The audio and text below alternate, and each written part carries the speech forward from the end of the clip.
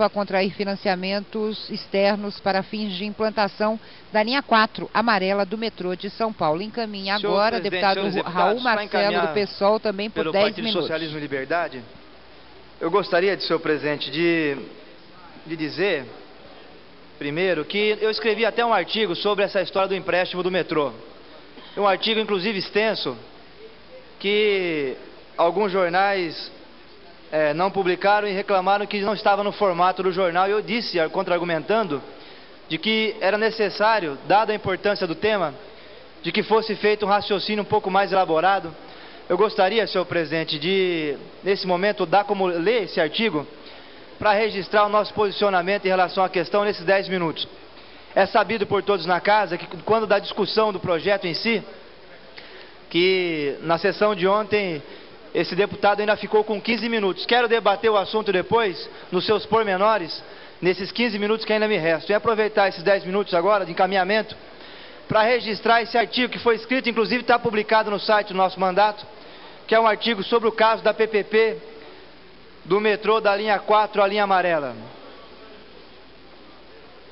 Exemplo auspicioso dessa interação é dado pela recente conclusão da concorrência pública internacional, que promoveu a concessão patrocinada para exploração do serviço de transporte de passageiros da linha 4 amarela do metrô, tornando realidade a primeira parceria pública e privada no Brasil. Essa iniciativa, como aquelas realizadas com o concurso de organizações sociais voltadas ao terceiro setor, patenteia o permanente esforço do governo de São Paulo na construção de espaços claros de cooperação, que, orientados pelo interesse público, permitem somar mais recursos privados aos investimentos estatais, com benefícios inequívocos para o conjunto da população. Essa foi a mensagem que o ex-governador Cláudio Lembo colocou na proposta orçamentária de 2007, traçando lojas APPs. Encaminhado então pelo governador do estado, Cláudio Lembo, à Assembleia Legislativa. Documento que previu então, governador, que efetiva avaliação obra das moradias do entorno e principalmente pondo os trabalhadores que por ali passavam. Alguns pontos antes do ex-governador.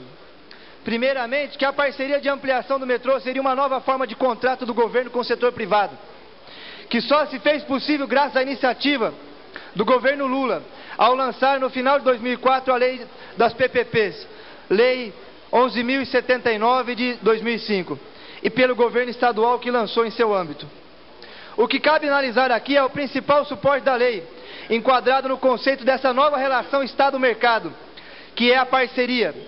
Surgirá ela do desdobramento de uma modalidade já existente na legislação brasileira, a concessão, Lei 8.997, de concessão e permissão de serviços públicos, a parceria e a concessão patrocinada. A primeira é sobre produção e fornecimento de bens e serviços públicos de uso gratuito. Enfim, uma grande gama de possibilidades que vai de manutenção de prédios públicos e monumentos, serviços de saúde, meio ambiente e etc. São enquadrados nessa os serviços gratuitos. Assim, a assunção dos custos é totalmente feita pelos cofres públicos. A exigência dessa concessão, assim como a outra, é de que o valor supere 20 milhões e 5 anos de contrato. A remuneração da concessionária assume duas formas: tarifa cobrada por serviços que não são gratuitos, como obras públicas, estradas e serviços, metrô, como no caso do ex-governador, do ex-governo. Tarifas cobradas junto à população, teríamos o adicional pecuniário do Estado. Não estaria totalmente contido nas tarifas.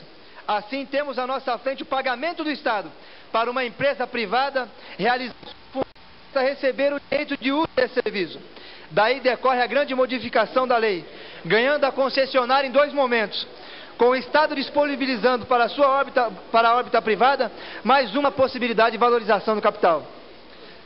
Nesse ponto, cabe um estudo sobre a consequente concentração de renda, visto a precarização das relações de trabalho efetuadas por essas empresas, sem esquecermos a possibilidade desta, sendo estrangeira, migrar com esses capitais para fora do país, reduzindo o nível de renda nacional, desestabilizando o câmbio e a balança de pagamentos, acentuando os velhos e tão atuais problemas estruturais de uma economia de capitalismo dependente. O argumento apresentado pelo governo Lula e governantes estaduais da implementação da lei é o de que, ao criar as novas formas de relação com a iniciativa privada estaria mais disposta a migrar seus recursos da especulação financeira para o provimento de serviços e infraestrutura para toda a coletividade.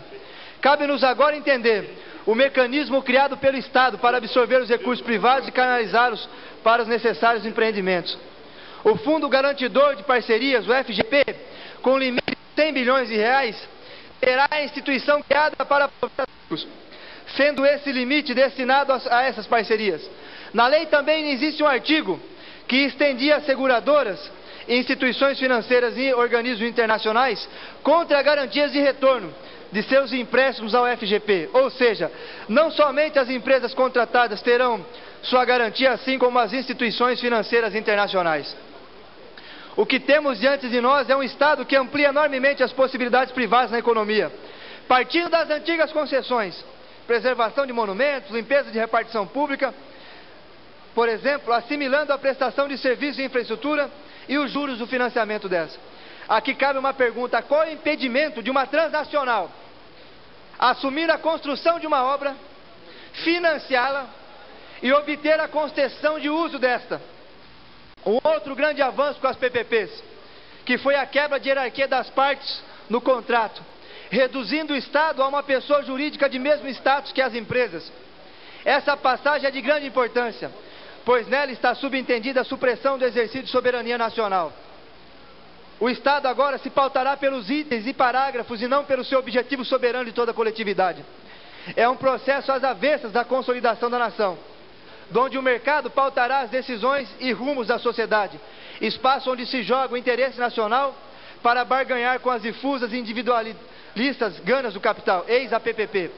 Esse é o processo que poderíamos chamar, sem sombra de dúvida, de uma fase de acumulação, de uma nova fase de acumulação nacional, com maior pulverização das fronteiras frente à liquidez do capital sem pátria.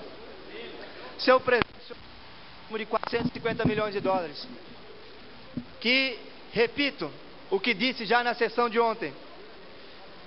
Inicialmente existia uma previsão de que a empresa, que o consórcio que ganhou o contrato iria fazer uma contrapartida de 27%, ou seja, 340 milhões de dólares. E o governo entraria com 940 milhões de dólares, ou seja, 73%.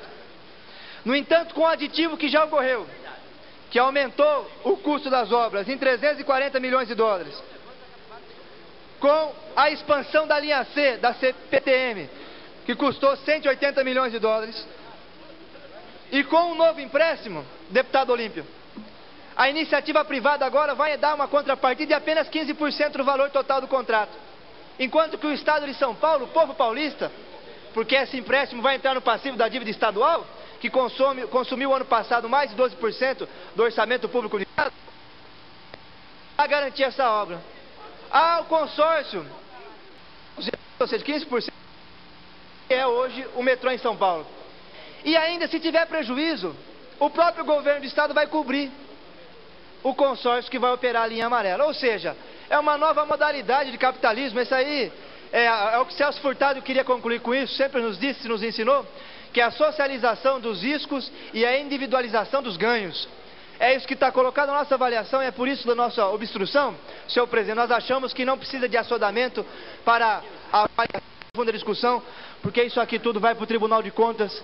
Se nenhum outro parlamentar levar e os sindicatos metroviários não levar, nós vamos levar ao Tribunal de Contas, que isso aqui está repleto de ilegalidades.